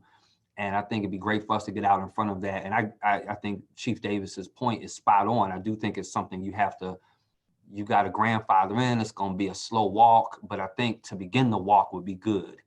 And so I would love to see that recommendation around physical and emotional health and us looking at that mandate or requirement or something as it relates to current legislation. And then the other thing I would just add around to the point of the slide that you have up, Mayor, I love the thought, and I don't know that we're going to do this, Director Allen, but embedding ethics in every block, I think is so key. I think just to being a public, elected official, and I'm sure Mayor Colvin, you've been through this, we have so much required ethics training, and, being a fellow in the Institute of Political Leadership and having them literally embed that ethics in how you think. You literally don't approach anything without asking yourself the ethics question, because you just are taught to think that way. I think that's really valuable to police departments, and I love to see us be able to do something like that. Yeah, I concur. Director Allen, you had something? So to that point, absolutely it will be, sir. And that's part of that serve model, is that approaching everything from a problem solving perspective. The serve model, part of the first E is about making ethical decisions. So in the current iteration, I think we have a 4-hour block on ethics, but again, that's siloed. We talk about ethics, then we move on to something else. The new version will be, okay, everything with the serve model gets reinforced through every block going thereafter. So every time we're talking about interviews, interrogations, or subject control, or crime prevention down the road, it's going to weave in that serve model, which we'll discuss. What are the ethical considerations here? Now, how about this? Pose a question for you as it relates to the body cam and training, right? Because there was a part of your presentation, or a part of one of the other presentations that talked about reinforcing consequences, reminding people of the consequences of bad behavior. And so, to me, it seems like the earlier we institute that level of accountability and transparency in the process, the better. Because if you go through 700 hours of BLE training and you're not used to wearing a body cam, and your first day out, you have a body cam, and you may have certain things that happen during that time period that cause problems. So is that a legislative change needed to add that to the curriculum, or what is that process? It's a great question, Mayor. I think we'd have to further define what exactly does that mean to make it part of the training. Does that mean that we put body cams on every trainee? Because if so, there's obviously a financial impact there. What do we do with the data? How is it stored? All the other questions that came up for agency heads about body cam footage. But we do include a number of video scenarios in the current as well as the new iteration of BLET to show, okay, this has happened. This is an interaction on some level of law enforcement and the citizenry. Let's look at that and unpack that. So we already have some video. It's not body cam necessarily of in the moment what happened in this scenario being dealt with in the training scenario, but it's about something that has happened and analyzing the video of things like that. I think there are a lot of questions in defining what exactly does that mean to include body camera. It's much like that virtual training. What exactly does that mean? We'd have to narrow that down.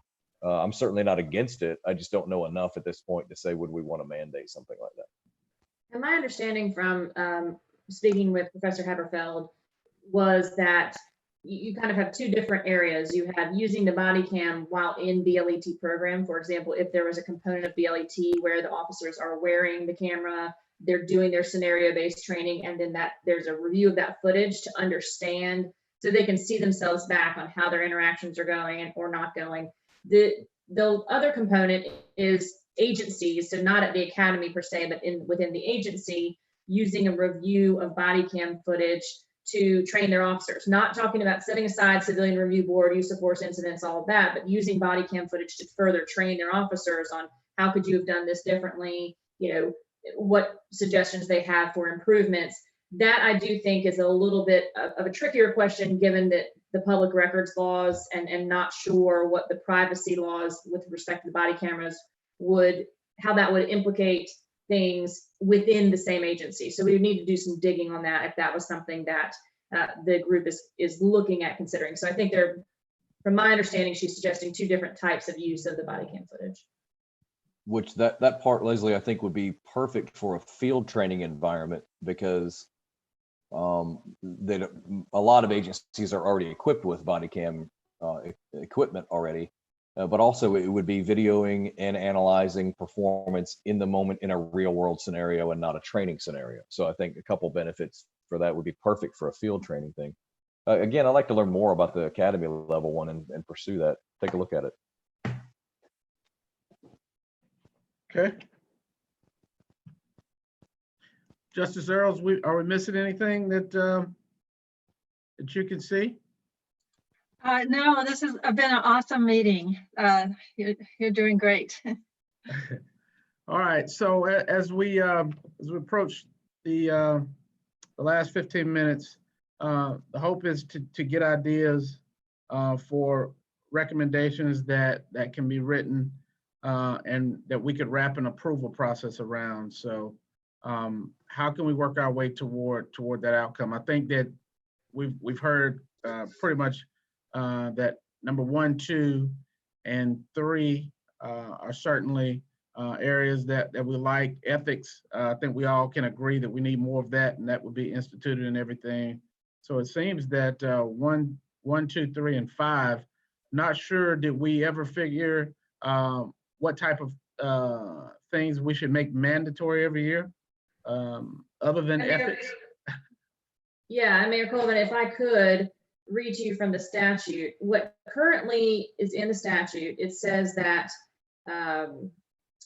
when it's talking about the powers of the CJ Standards Commission, every year it's each commission's job to recommend mandatory in-service training, and that's done through a joint mandatory in-service task force, and everybody gets together, and then the recommendations are made to the commissions, and the commissions adopts the recommendations.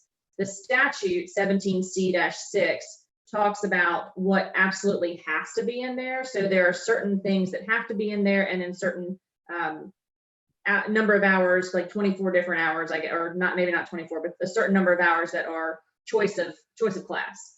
And so the mandatory things right now, it reads like this: establish minimum standards for in-service training for criminal justice officers shall include all of the following: training in response to and investigation of domestic violence cases, as well as training investigation for evidence-based prosecutions, training on juvenile justice issues, including handling and processing of juvenile matters for referrals, diversion, arrests, and detention, best practices for handling incidents involving juveniles, adolescent development and psychology, and promoting relationship building with youth as key to delinquency prevention. So essentially the two things that are mandatory every year in North Carolina for in-service training are domestic violence training and training related to juveniles. We could consider a recommendation to add certain things to that mandatory list.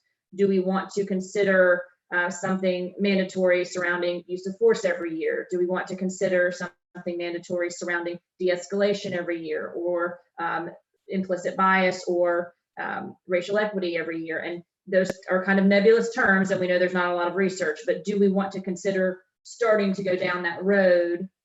I think if we did, we would have to, as we note in number 1, we have to pair that with yearly review and monitoring to make sure we're getting our desired outcomes, since there's such a lack of research on those areas. So I think that's the question that I would have for y'all is in number 4, what do you want to recommend to the legislature to be added to that mandatory in-service section of the code?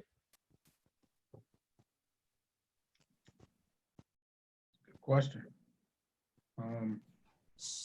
So the use of force recommendation possibly, is that, if that was a recommendation, for example, is that how we would get at the issue of emotional and physical health?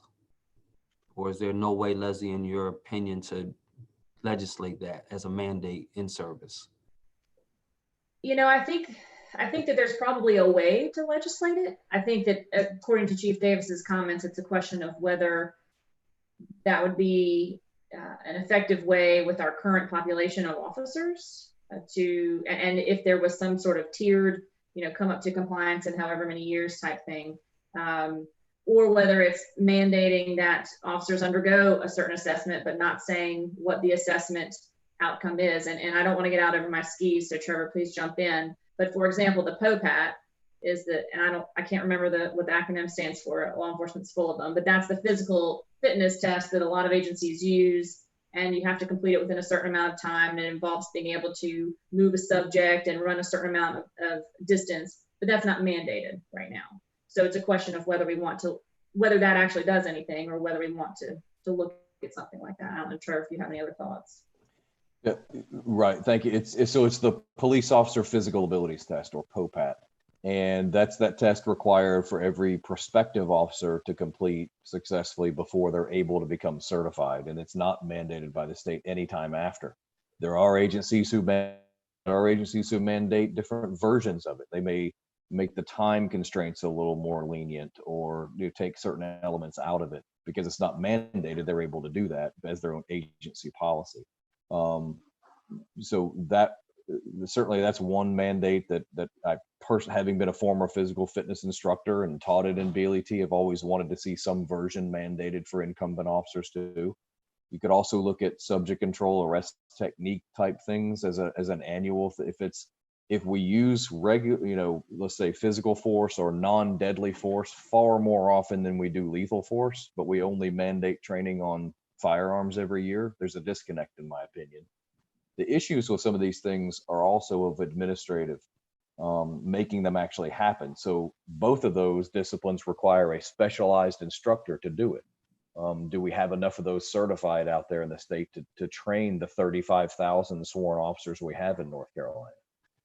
Probably not at this point. It would take some work in that. Does every agency have the equipment, for instance, to do the POPAT testing, or a mat room to do the subject control drills and testing? So those are just some of the considerations that will come up and they're tangible for agencies to have to do to figure out doing that annually. Yeah, Leslie, I think to that, and that's helpful, Director. I just would say, I think that, we understand that there's going to be an implementation side to whatever we legislate.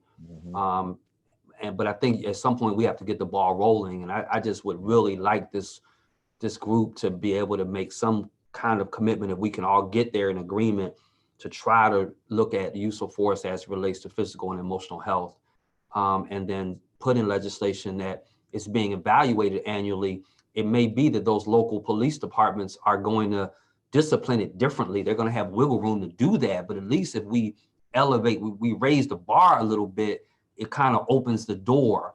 And it may be 10 years down the line before we've got police forces that are in really great physical health overall. But I think if we don't at least start the conversation, I think it's an opportunity that we've got, and we should try to probably take advantage of it.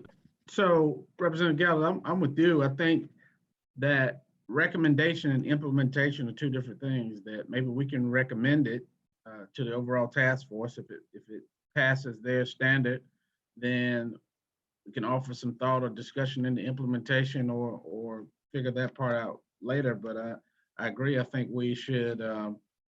I would certainly support making it a part of the measurables, as well as some of the other topics that we can't figure out, as the body cams. If that is possible, practical, legal, the implementation questions I think can be answered. So I would support leaving that on there, as well as the other topics. Now, did have a question about number 7. How do we ensure that cultural of agencies follows up on the training? The culture of agencies follow up on the training. I don't know if we talked in much detail about that, but was the thought there to require some type of state reporting, or what was the thought there with that one? Well, if you look at recommendation number 6 that we just adopted for recruitment and retention, the one suggested by the co-chairs, that 25% agencies with 25 or more have to have someone who is, have to have a diversity team within their agency. We could look at doing something within police agencies to ensure that they are following on the training that is happening for BLET and mandatory in-service training, because each agency is going to have its own policies and procedures.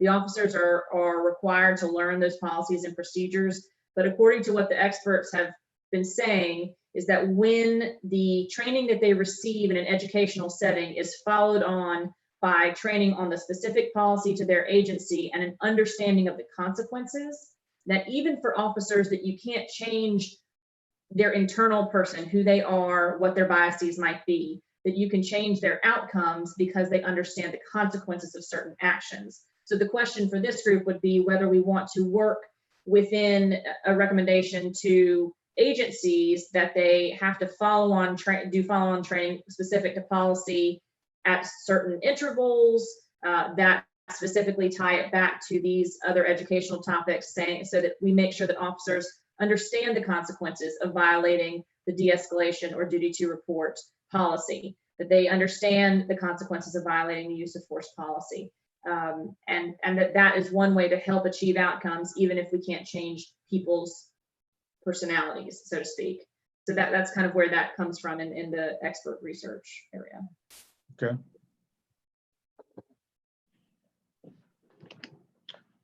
All right. Well, I'm certainly okay with that. And number 8, how we measure. I guess we can certainly answer that. But who will help us? Any recommendations on organizations or groups or collaborations opportunities?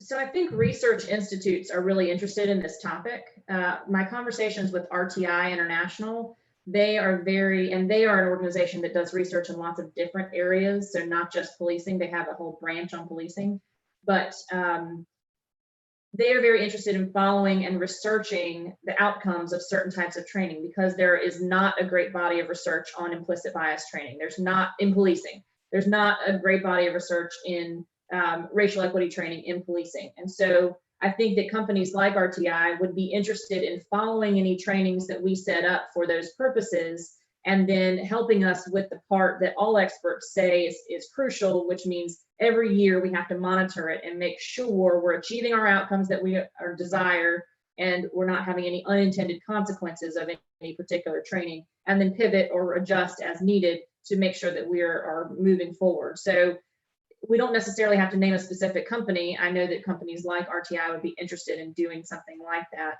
and helping us follow those measurable outcomes in determining what trainings are right. Okay. Well, Representative Gallup, any other points? Yeah, I'll just make it real quick, Mayor, because I know we're 3 minutes out. I'm just to point 8, and I don't know how we link it back into the other conversation. I'm just wondering on the reporting side of local agencies, when we do have, for example, if we're reporting in on use of force, how much reporting is required on the actual officer compared to the reporting of the actual incident? And so for me, and it goes back to this, sermon I keep preaching on emotional and physical health, but I'm just wondering if we ever link, if the reporting that agencies have require them to report in on this, what's going on with this particular officer, because I don't know that we link the two. It may be that we do, it may be we may collect a volume of information on the actual officer, but in terms of what training did they go through in the last year or 3 years? Did they go through implicit bias? What in-service training did they have? We know some in-service trainings are elective and they don't have to do them all. Do we have that body of research to help us measure the outcomes on the use of force side? And if not, that might be a possible consideration. If I can just jump in here to say that use of force reporting is something that Work Group 2 is extensively examining, but I think you raise a really good point, because they certainly, I don't think they've looked at the question of whether how that reporting could link up to these issues of training and physical and emotional health. So I can certainly bring that to work group 2 as well. And the only other thing I was going to say was, in thinking about mandating physical health, I would think you'd want to make sure you bring in what the other thing I heard Chief Davis say, which is that providing incentives. So, you can have the carrot and the stick. That workplace wellness is something that there's a whole bunch of, throughout the corporate world and everywhere else, a lot of research and work on how to foster that. But it seems to me that the recommendation could acknowledge that you might want to put in some mandatory standards, but you can couple that with some incentives that help officers meet that. Okay. All right. Well, thank you, Justice. Co-chair, did you have any final words for us? Okay. Representative Gallagher, anything else, sir?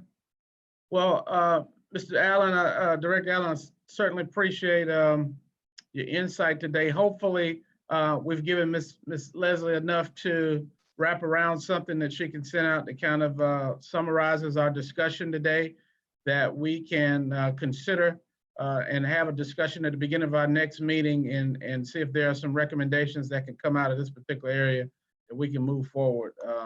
And certainly if we have any questions in the interim, feel free to send them to Ms. Disputes or to myself or any other support team here so that we can prepare for the discussion on next week. But I certainly thank you, Mr. Allen, and appreciate everyone for your time today. Thank you. And thank you for a great meeting. Thank you, Mayor Colvin. And if I Thank can just you. add, we do have that meeting on the 17th. So I think what we decided at the beginning of this meeting is that the 17th will be where we will hone our recommendations for recruitment and retention and training. And then we will move on to accountability and culture for our first October 1 meeting after that. So I will make sure to have everything to y'all in advance of the meeting on the 17th so that you can really consider it and we can really nail that down to move forward to the whole task force. Okay. All right, guys. Thank you. Thank you, Mayor.